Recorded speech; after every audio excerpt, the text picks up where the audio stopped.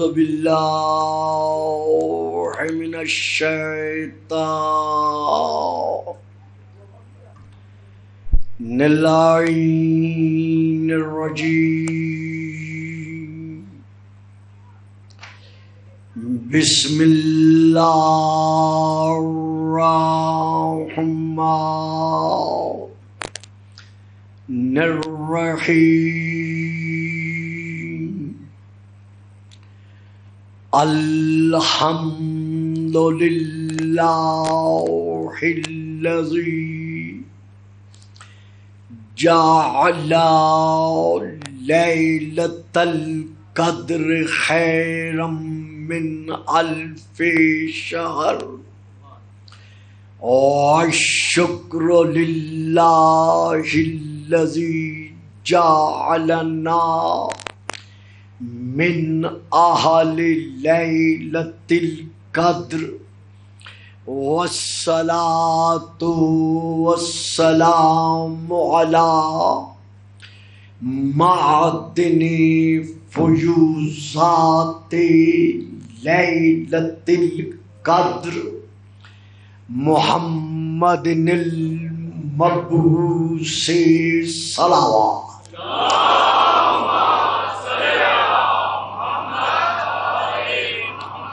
اما بعد فقد قال اللہ تبارک وتعالی الذی خالق لیلۃ القدر فی کتاب القدر انی جاعلک للناس اماما صلوات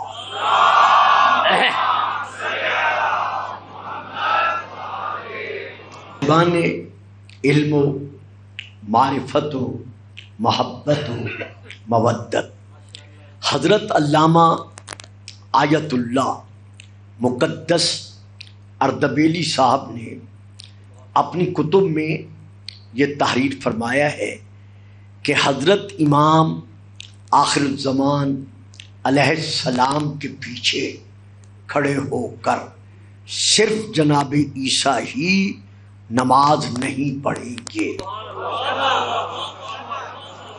یعنی فقط حضرت عیسیٰ علیہ السلام ہی ان کے پیچھے کھڑے ہو کر نماز نہیں پڑھیں گے، بلکہ ان کے ساتھ ساتھ حضرت خضر علیہ السلام، حضرت الیاس علیہ السلام اور حضرت ادریس علیہ السلام بھی ان کے ساتھ کھڑے ہو کر امام پاک کے پیچھے نماز پڑھ کر یہ بتائیں گے کہ یہ امام ابن امام صرف تمہارا امام نہیں بلکہ ہمارا امام ہے۔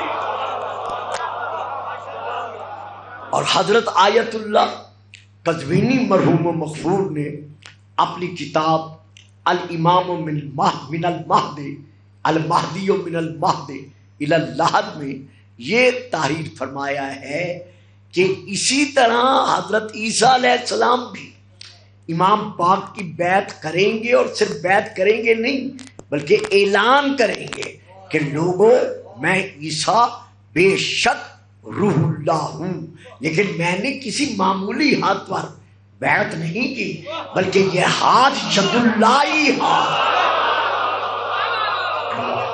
درود پڑھیے گا صلوات۔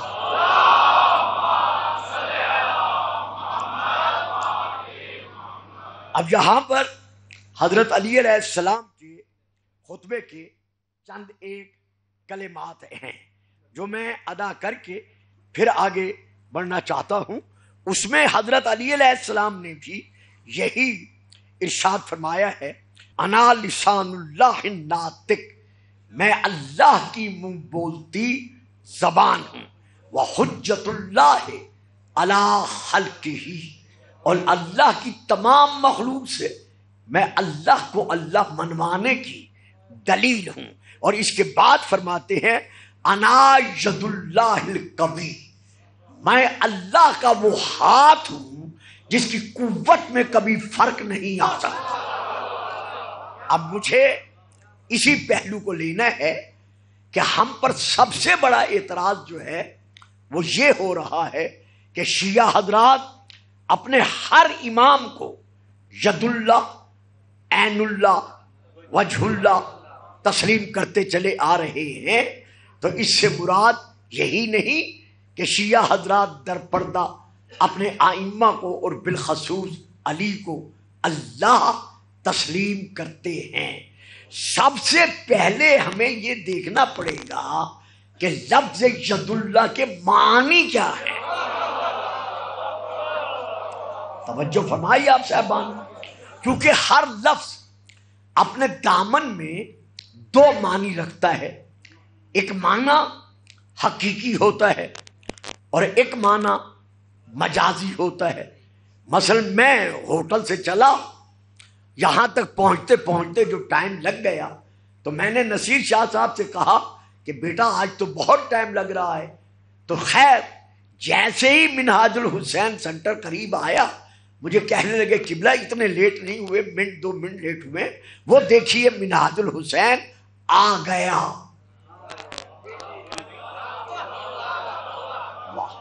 منہاج الحسین آ گیا، غلط، بالکل غلط، منہاج الحسین تو نہیں آیا، وہ تو جس زمانے سے جس جگہ پر ہے وہی ہے، منہاج الحسین نہیں آیا بلکہ ہم آ گئے۔ لیکن جب انہوں نے کہا منہاج الحسین آیا تو ذہن میں نتیجہ آ گیا کہ ہم منہاج الحسین آ گئے۔ اسے کہتے ہیں مجازن۔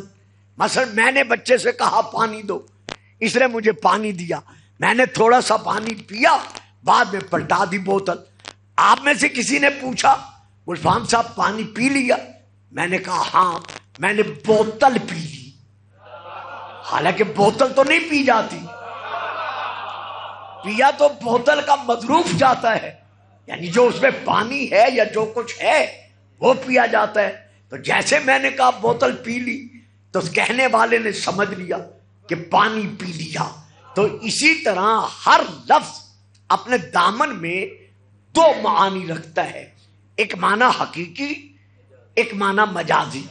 تو اب ہم آتے ہیں یدن پر، کہ لفظ یدن جو کلام مقدس کی 3 آیات میں یہ لفظ یدا ہو ہے، یعنی اس کے 2 ہاتھ، 5 آیات میں لفظ یدن ہے یعنی صرف ہاتھ، 8 آیات میں لفظ یدہو ہے یعنی اس کا ہاتھ، 14 آیات میں لفظ ایدیکم ہے یعنی تمہارے ہاتھ، 37 آیات میں لفظ ایدیہم ہے یعنی ان کے ہاتھ۔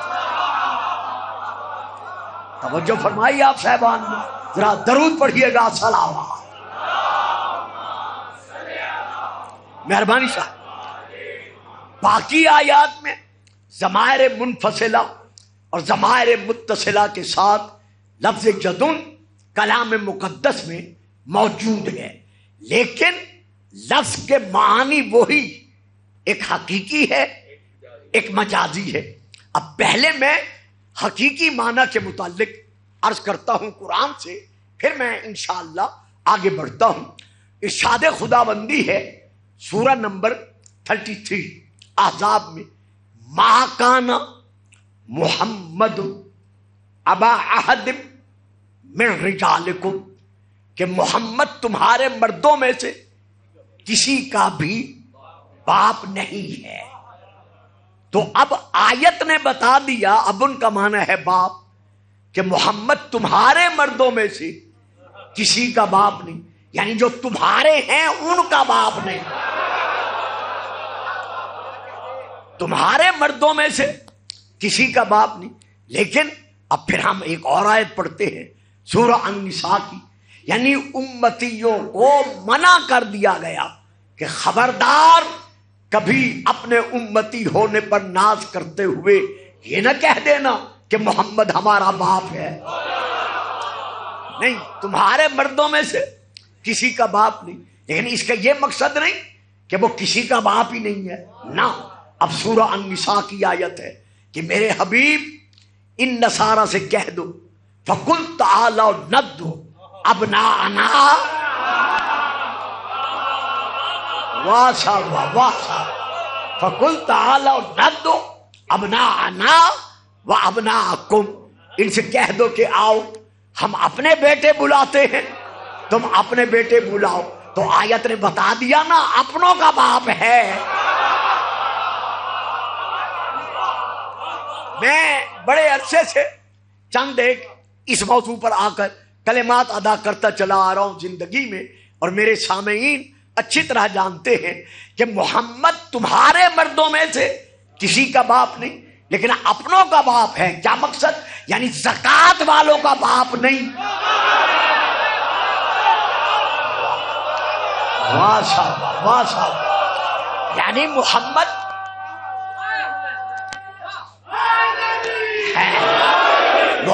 زکوٰۃ والوں کا باپ نہیں، لیکن صلوات والوں کا باپ ہے، صدقے والوں کا باپ نہیں، جنہیں کھجوریں اٹھا کے دے دی گئیں۔ واہ، جب تک خیبر فتح ہی نہیں ہوا تھا پیٹ بھر کر کھجوریں ہی نہیں کھائیں۔ محمد صدقے والوں کا باپ نہیں، ہدیے والوں کا باپ ہے۔ محمد در پہ رکنے والوں کا باپ نہیں، چادر میں بیٹھنے والوں کا باپ۔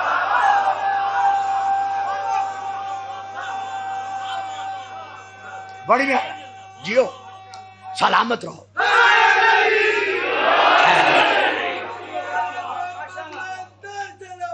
اللہم صلی علی محمد وآل محمد۔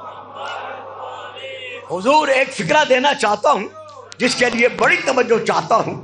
محمد سافلین والوں کا باپ نہیں، محمد سافلین والوں کا باپ نہیں، آلین والوں کا۔ محمد سافلین والوں کا باپ نہیں، آلین والوں کا باپ ہے۔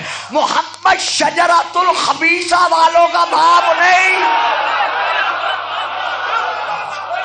محمد شجرۃ الطیبہ والوں کا۔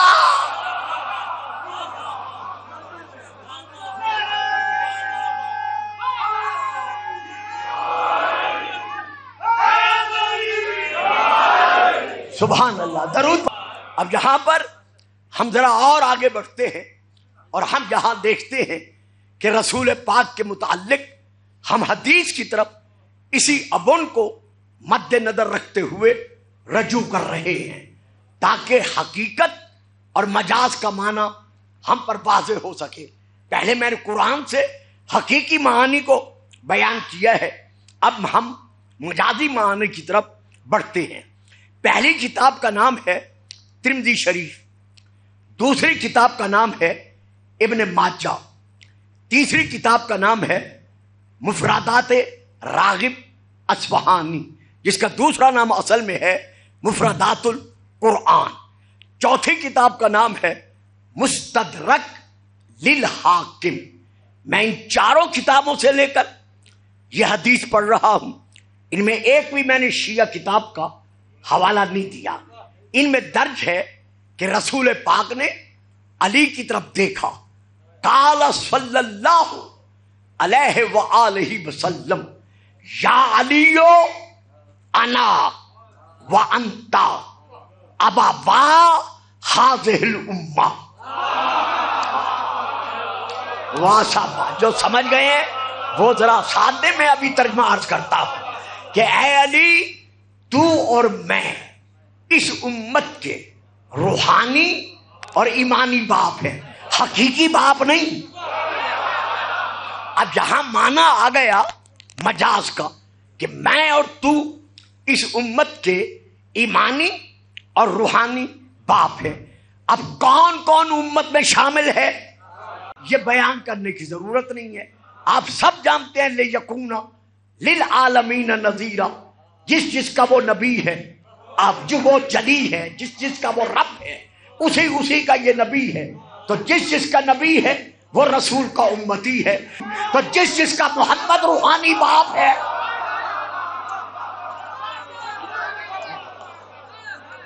اسی کا علی روحانی اور ایمانی باپ ہے۔ سبحان اللہ۔ اب میں پھر ایک حدیث پڑھ رہا ہوں شیعہ کتب میں سے، بہار و انوار جلد نمبر 39 صفحہ نمبر 299، حضرت امام جعفر صادق علیہ السلام کی بارگاہ میں آپ کا ایک صحابی عرض کرتا ہے، مولا آپ اکثر فرماتے ہیں کہ میں فرزند رسول ہوں، فرزند علی و بطول ہوں، اور اس کے ساتھ ساتھ آپ یہ بھی فرماتے ہیں کہ میں ولایت علی پر قائم و دائم ہوں۔ تو مولا ان دونوں چیزوں میں سے، ان دونوں فضیلتوں میں سے زیادہ محبوب آپ کو کون سی فضیلت ہے؟ آیا آپ کا اولاد علی و بطول ہونا، اولاد رسول ہونا آپ کو زیادہ محبوب ہے، یا ولایت علی پر قائم و دائم رہنا یہ آپ کو زیادہ محبوب ہے؟ اب اگر میں کسی اور مقام پر پڑھ رہا ہوتا تو تصور میں آ جاتا کہ پتہ نہیں یہ حدیث ہے بھی صحیح یا نہیں ہے، گلفام صاحب نے سنا دی ہے، لیکن میں نے حوالہ دے دی ہے، لائبریری موجود ہے، میرے جانے کے بعد تسلی فرما لیجئے گا، یہ آپ کو کتاب نکال کر دکھا دیں گے، بہار الانوار، اس میں سے جلد نمبر 39 صفحہ نمبر 299۔ جب سائل نے یہ کہا کہ مولا آپ کو ان دو میں سے زیادہ محبوب کیا ہے، تو آپ فرماتے ہیں ولایتی لے علی ابن ابی طالب۔ واہ صاحب، ذرا حدیث پوری سماعت فرما لیں، پھر جتنے مرضی میں آئے نعرے لگائیں۔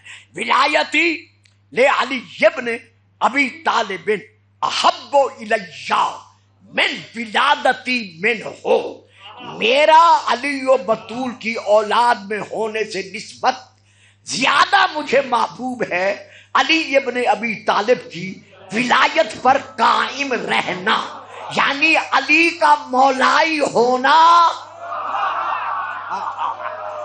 مجھے ان کے بیٹے ہونے سے زیادہ محبوب ہے۔ جیسے اکثر آپ چپ کر گئے ہیں، بلکہ مجھے بڑے حیرانی سے دیکھ رہے ہیں کہ گلفام صاحب نے یہ کیا پڑھ دیا، میں نے نہیں پڑھا، یہ امام فرما رہے ہیں۔ تو وہ سائل بھی حیران ہو گیا، بلکہ تڑپ کر کہتے ہیں مولا کیا بیٹے ہونے کی نسبت آپ کو علی کی ولایت پر قائم و دائم رہنا زیادہ محبوب ہے؟ فرمایا ہاں۔ کہتے ہیں مولا کوئی دلیل دیں گے؟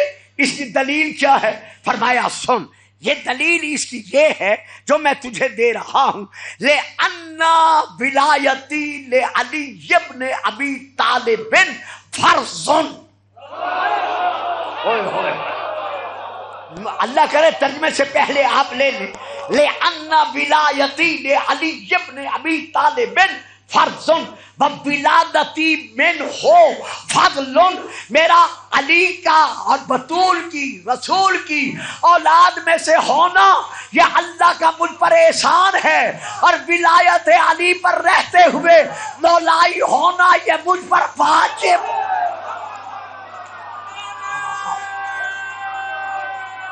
مہربانی صاحب، بڑی مہربانی ہے حضور، یہ کوئی معمولی بات نہیں ہے، یہ کہنے والا کوئی مولانا نہیں، علامہ نہیں، یہ مذہب کا بانی، مدینہ العلم اور باب العلم کے علم کا وارث، 40,000 ایک وقت میں طلباء اپنی اپنی مسجد میں بیٹھ کر جب حدیثیں بیان کرتے تھے تو کہتے تھے قال الصادق قال الصادق قال الصادق۔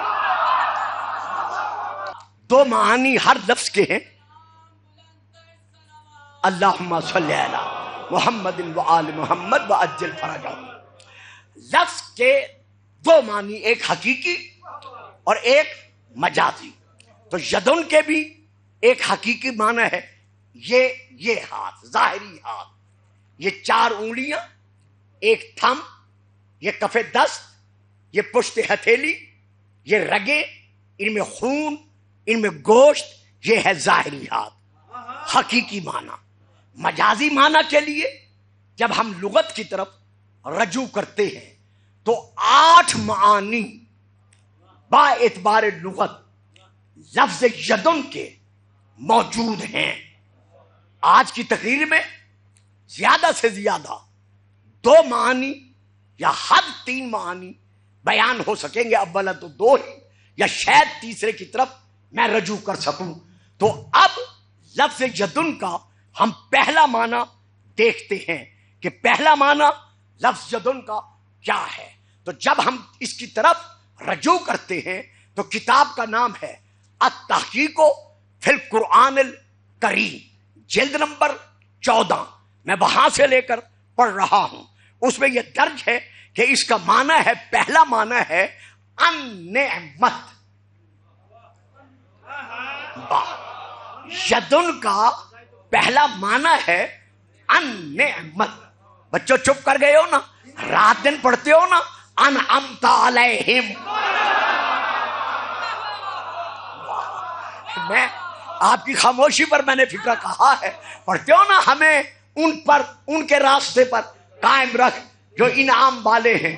تو اس کا پہلا معنی ہے نعمت، اور آگے انہوں نے اس معنی کو منوانے کے لیے جو آیت لکھی ہے وہ یہ ہے، یعرفون نعمت اللہ ثم ینکرونہا۔ کچھ لوگ ایسے بھی ہیں جو نعمت اللہ کو جانتے ہیں، یعرفون نعمت اللہ ثم ینکرونہا۔ کچھ لوگ ایسے بھی ہیں جو نعمت اللہ کو جانتے ہیں، پہچانتے ہیں، پھر بھی اس کا انکار کرتے ہیں۔ نہیں، ذرا تھوڑا سا یعنی بچوں کو توجہ، آپ تو خیر سمجھ گئے، بچوں کو توجہ کرنی پڑے گی۔ کچھ لوگ ایسے بھی ہیں یعرفون، پہچانتے ہیں نعمت اللہ، اللہ کی نعمت کو، کہ یہ نعمت ہے۔ یعرفون نعمت اللہ، کچھ لوگ ایسے ہیں جو جانتے ہیں کہ یہ نعمت ہے، جانتے تھے تو مبارک دے رہے تھے۔ یہ آپ کی خاموشی پر فکرہ کا ہے، ورنہ میں کہنا نہیں چاہتا تھا۔ کچھ لوگ ایسے ہیں جو نعمت اللہ کو پہچانتے ہیں، ثم ینکرونہا، پہچاننے کے باوجود اس کا انکار کر رہے ہیں۔ اب وہ کون سی نعمت ہے جس کو جانتے ہیں، مانتے نہیں، جانتے ہیں مانتے نہیں، وہ کون سی نعمت ہے؟ یہ ہے کتاب، یہ ہے کتاب۔ کتاب کا نام ہے نور الابصار، حضرت علامہ شبلنجی علیہ الرحمہ کی لکھی ہوئی، مطبوعہ بیروت لبنان، عربی میں، اندر کا کاغذ پیلے رنگ کا اخباری کاغذ، میں وہاں سے لے کر پڑھ رہا ہوں۔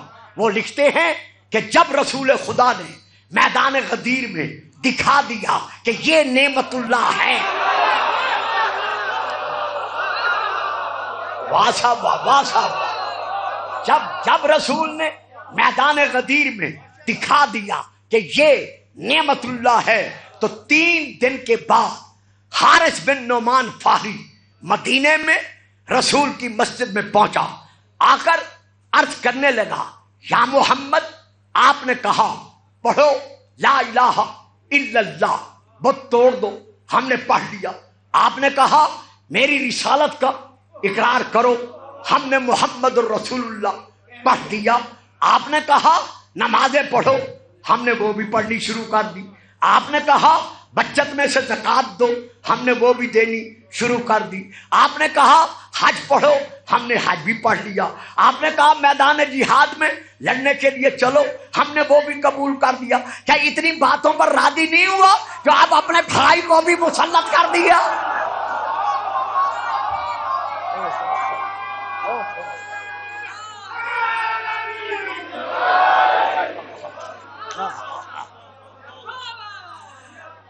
کیا اتنی باتوں پر راضی نہیں ہوا جو اب اپنے بھائی کو بھی ہم پر مسلط کر دیا؟ پیارے بچوں، آج سامنے بیٹھ گئے ہو تو ایک بات مجھ سے لے لو، وہ عربی تھا، ایرانی نہیں تھا، ہندی نہیں تھا، ترکی نہیں تھا، انڈین نہیں تھا، وہ عربی تھا۔ اگر مولا کا معنی یار ہوتا تو وہ اتنی بڑی باتیں نہ کر۔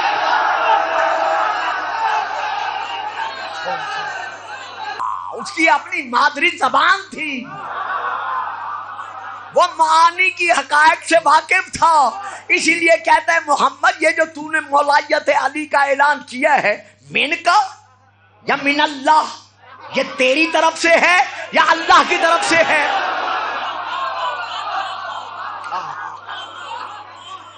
یہ اعلان تیری طرف سے ہے یا من اللہ، اللہ کی طرف سے ہے؟ فرمایا یہ جو اعلان ہے، امر ہے، من اللہ، اللہ کی طرف سے ہے۔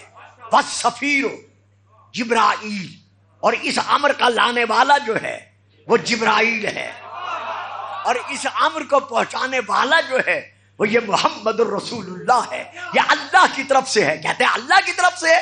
فرمایا ہاں۔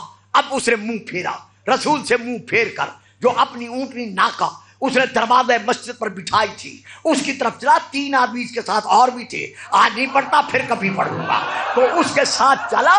ابھی یہ اپنی ناکا تک نہیں گیا تھا، رفع راسہ الی السماء، اس نے اپنا سر آسمان کی طرف اٹھایا، اٹھا کر دیکھ کر کہتے ہیں اللہم ان کان محمد صادقا، اے میرے اللہ اگر محمد علی کی ولایت کے اعلان کرنے میں سچا ہے تو پھر بھی میں علی کو ولی نہیں مانتا، روز روز جلنے سے بہتر ہے فارسل علی شواظا من النار، بے شک مجھے جلا دے، آج ہی جلا دے، اگر زندہ رہا تو ہمیشہ جلتا رہوں گا۔ یہ میں نور الابصار سے پڑھ رہا ہوں، حضرت علامہ شبلم جی علیہ الرحمہ کی کتاب سے، کہ مجھے آج ہی جلا دے۔ بس اس کا یہ کہنا تھا کہ فوراً ایک شعلہ نازل ہوا جس نے جلا کے راکھ بنا دیا۔ اللہ نے سورہ معارج میں آیت کو نازل فرما دیا، سائلہ سالہ سائل بعذاب واقع للکافرین لیس لہ دافع۔ بس نہیں پڑھتا، صرف اتنا چاہتا ہوں کہ جب ولایت علی کا منکر یہاں آگ سے نہیں بچ سکتا تو پھر وہاں۔ اب صرف میرے پاس 7 یا 8 منٹ ہے، مجھے افسوس ہے کہ روش میں آگے بڑھ جاتا ہوں۔ 2 مقامات مجھے ایسے ملے ہیں جہاں حضرت امام حسین علیہ السلام نے خود آگے بڑھ کر اصغر کو بلایا ہے، کیونکہ شبیہ گہوارہ شہزادہ علی اصغر علیہ السلام نے برآمد ہونا ہے۔ مجھے معاف رکھنا، میں زیادہ نہیں پڑھ سکتا۔ 2 مقام مجھے تاریخ میں ایسے ملے ہیں جہاں امام حسین نے خود شہزادہ علی اصغر کو بلایا ہے۔ پہلا مقام مدینے میں، یہ مدرسہ، یہ ہمارا سنٹر ہے، میں روزانہ کہتا ہوں اللہ کرے ہمیشہ قائم رہے، ظہور اور قائم تک۔ میں کتاب کا نام لے رہا ہوں، کوئی صاحب شک نہیں کریں گے، کتاب کا نام ہے ذکر المصائب، یہاں موجود ہوگی۔ پھر نام لے رہا ہوں ذکر المصائب، تشریح نہیں کروں گا، آپ کے ذہنوں میں ہے۔ جب قافلہ مدینے سے چلنے کے لیے تیار ہو گیا، تمام ناکوں پر کجاوے سجا دیے گئے، تو ایک ناکا ایسا تھا جس کی طرف حسین کی وہ بیٹی بڑھی جس کو یقین تھا کہ کوئی بی بی جائے نہ جائے میں ضرور جاؤں گی۔ سبحان اللہ، سمجھ گئے ہوں گے؟ پھر کہتا جسے یقین تھا کہ گھرانہ اہل بیت کی کوئی اور مستور جائے نہ جائے میں ضرور جاؤں گی۔ کیوں؟ اس لیے کہ بابا اکبر کے بغیر نہیں جا سکتے اور اکبر میرے بغیر نہیں رہ سکتا۔ اس سوچ پر یہ بچی پہلے جا کر محمل میں بیٹھ گئی۔ اب جب بیبیوں نے دیکھا کہ سغرا محمل میں بیٹھی ہے، ہر ایک بیوی نے بلایا، لیکن جناب سغرا محمل سے نیچے نہیں اتری۔ امام حسین کو اطلاع ملی کہ سغرا محمل میں بیٹھی ہے، نیچے نہیں اتر رہی۔ امام خود نہیں آئے، عباس کو نہیں بھیجا، قاسم کو نہیں بھیجا، بلکہ آنکھوں میں آنسو بھر آئے۔ فرمایا اکبر تمہاری بہن محمل میں بیٹھی ہے، بس اتنا سننا تھا۔ شہزادہ علی اکبر چلے۔ جو میں نے پڑھا ہے، جو سنتے رہتے ہو وہ الگ ہے، جو میں نے پڑھا ہے وہ یہ ہے۔ چپ کر کے اس محمل کے نیچے آئے جس میں جناب سغرا بیٹھی تھی، یوں دایاں ہاتھ کجاوے میں رکھا، ایک مرتبہ بہن کو دیکھا، پھر سر جھکا کر رونا شروع کیا۔ جیسے اکبر نے رونا شروع کیا، سغرا کی دھاڑیں نکل گئے۔ آواز دے کر کہا اکبر رونا بند کر، حکم سنا۔ سبحان اللہ سبحان اللہ۔ تڑپ کر کہا بہن بابا کا حکم ہے کہ سغرا کو محمل سے کہو نیچے آ جائے، کیونکہ امام کا حکم تھا، یہ امام زادی تھی، تصور میں بھی نہیں آ سکتا۔ فوراً محمل سے نیچے اتری۔ جب اتری تمام بیبیاں سغرا کو گلے لگا کر رونے لگی، لیکن جب بی بی رباب نے آ کر سغرا کو گلے لگایا تو ہاتھ باندھ کر کہتی ہے اماں میں اور آج کچھ نہیں مانگتی، مجھے میرا اصغر دکھا دو۔ صاحبان دل، صاحبان اولاد، جب بی بی نے کہا نا مجھے میرا اصغر دکھا دو، تو جناب رباب نے جلدی سے کپڑے میں لپٹا ہوا اصغر بی بی سغرا کے حوالے کیا۔ شہزادی نے سینے سے لگایا، منہ سر چوما، پیار کیا، قافلہ روانگی کے لیے تیار ہوا۔ اب ہر بی بی نے سغرا سے کہا کہ سغرا اصغر پلٹا دو۔ کہا تم سارے چلے جاؤ، میں کچھ نہیں کہتی کہ مجھے لے چلو، صرف اصغر میرے پاس رہنے دو۔ میں آپ سے وعدہ کرتی ہوں کہ جب آپ واپس آئیں گی تو اصغر آپ کو گلہ نہیں دے گا۔ جس جس بی بی نے اصغر کو پکارا، اصغر بہن کے کلیجے سے چمٹا، کیونکہ پتا تھا جا کے واپس نہیں آنا۔ حسین کو اطلاع ملی، اولاد والوں یہ وہ پہلا موقع ہے۔ امام حسین آگے بڑھے، سغرا نے سر جھکا کر سلام کیا، آنکھوں میں آنسو ہیں۔ بیٹی بابا حکم، بیٹی اصغر لینے آیا ہوں۔ بابا انکار تو نہیں کر سکتی، آیا امام بن کے بلا رہے ہو؟ کہا بیٹی اس وقت تجھے بیٹی کہہ رہا ہوں۔ کہا بابا پھر ہاتھ باندھ کر یہ بیٹی باپ کی خدمت میں عرض کرتی ہے کہ اصغر کو بلاؤ، اگر اصغر چلا آئے تو میرا انکار نہیں، اگر نہ آئے تو آخر میں بھی بہن لگتی ہوں، میرے پاس رہنے دو، لیکن بابا امام بن کے نہ بلانا، کیونکہ امام کی اطاعت ہر حالت میں واجب ہے۔ رونے والوں حسین آگے بڑھے، لپٹا ہوا اصغر بہن کے کلیجے سے۔ امام نے آواز دی اصغر، بچے نے دیکھا، آنکھیں بند کر کے بہن کے کلیجے سے لپٹ گیا۔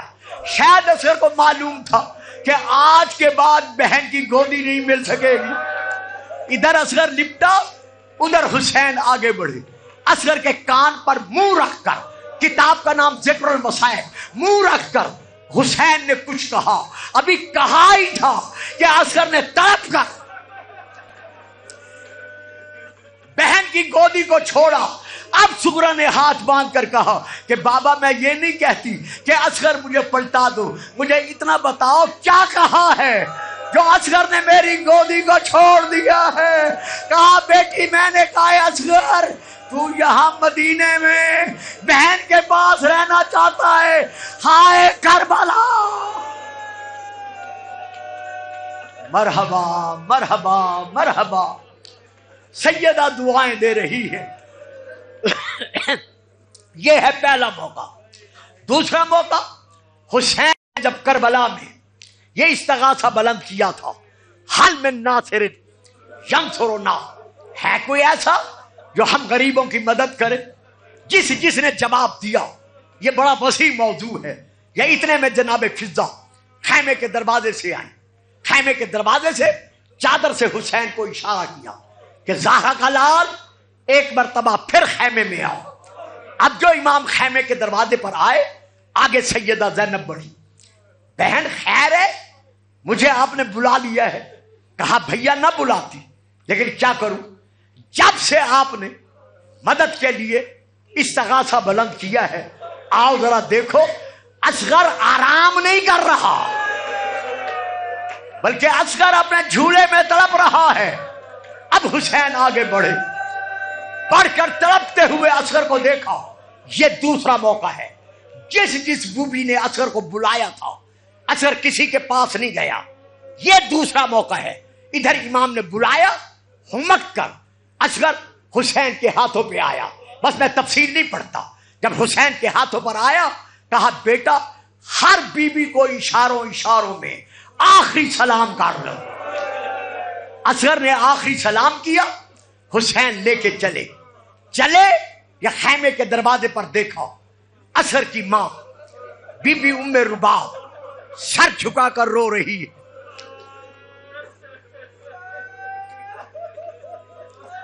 جب بی بی رباب کو روتے ہوئے دیکھا امام فرماتے رباب اگر بھیجنا منظور نہیں ہے تو تمہارا اصغر تمہیں لوٹا دوں. کہا نہیں مولا یہ بات نہیں. پھر رو کیوں رہی ہو؟ مولا اس لیے رو رہی ہوں کہ یہ صرف 6 مہینے کا ہے، اکبر 18 سال کا تھا.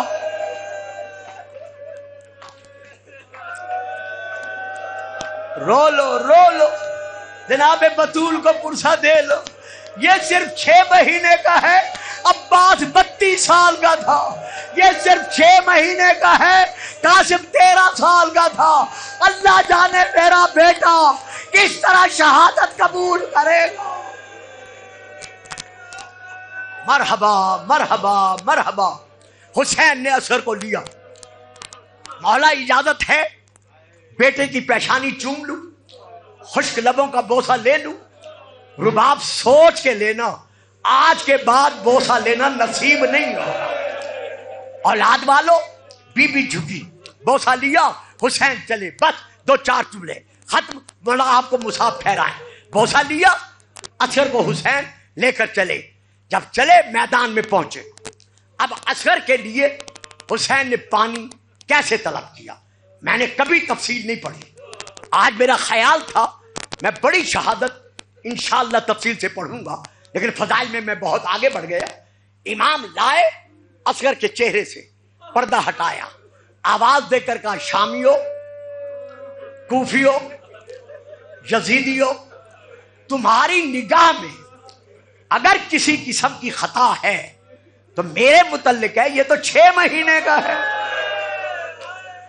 دیکھو اس کے لب کھلتے نہیں، ایک گھونٹ پانی پلا دو. کسی نے جواب نہیں دیا. اب 3 مرحلے ہیں. پہلا مرحلہ یہ ہے، امام فرماتے میں اسے زمین پہ سلاتا ہوں، تم خود پانی پلا دو. جب زمین پر لٹایا میں پڑھ گیا، آپ نے سن لیا. اندازہ لگاؤ ریت کتنی گرم تھی. اور اصغر کیا ہے؟ صرف 6 مہینے کا. جب لٹایا کسی نے کوئی جواب نہیں دیا، بڑھ کر حسین نے اٹھا لیا. اب دوسرا مرحلہ، جتنے قطار میں یزیدی کھڑے ہوئے تھے، حسین نے یوں جیسے قرآن قاری اٹھاتے ہاتھوں پر، اصغر کو ہاتھوں پہ اٹھایا. ایک کونے سے شروع ہوئے، ایک ایک کو دکھاتے گئے. فرماتے ہیں مجھے نہ دو، خود پلا دو. کسی نے کوئی جواب نہیں دیا. اب تیسرا مرحلہ، حسین نے یوں اصغر کو ہاتھوں پہ اٹھایا، اٹھا کر دونوں بازو بلند کیے، چاروں طرف دکھا کر کہا دیکھو کس طرح یہ خوش زبان اپنے لبوں پہ پھرا رہا ہے. اب تو اسے ایک گھونٹ دے دو. ہائے رونے والوں، گھونٹ کا نام آنا تھا یا خرملا کا تھی.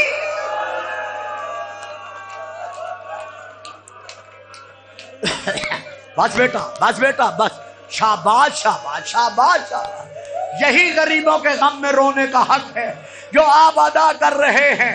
میرا بیٹا 1400 سال کے بعد صرف سن کر اپنا منہ پیٹ رہا ہے.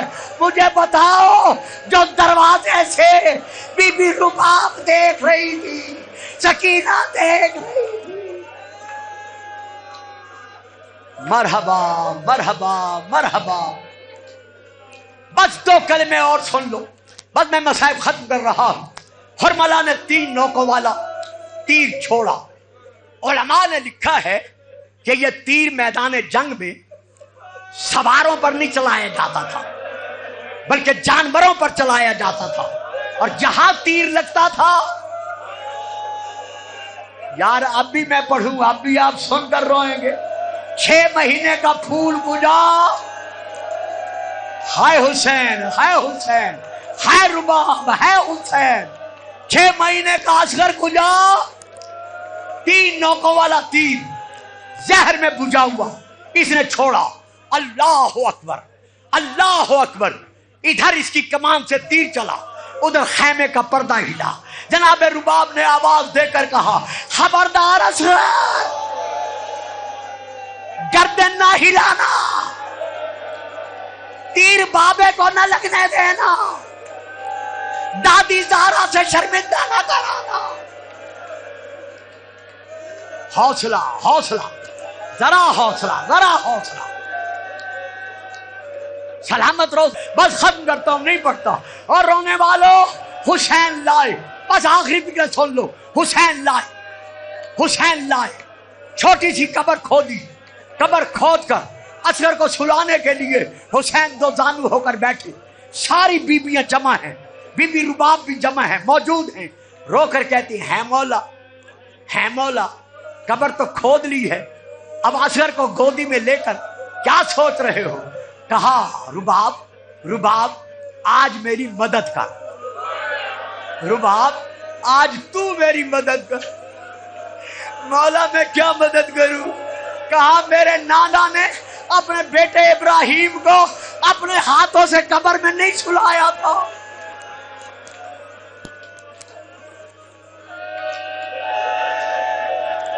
रो लो जितना रो सकते हो, मैं कैसे सुलाऊं? मौला फिर मैं क्या मदद करूं? फरमाया, तू सुला और इस पर मट्टी डाल। जब बीबी से कहा ना तू सुला, मट्टी डाल, बस खत्म। बीबी ने सुलाया। सुलाने के बाद बीबी ने दोनों हाथों से रेत गर्म उठाई, उठाकर असगर के पांव पर, खून में डूबी हुई पिंडियों पर, खून में तरबतर शिकम पर, खून में डूबे हुए सीने पर, खून में डूबे हुए गले पर, और लोगों मां है, मां है।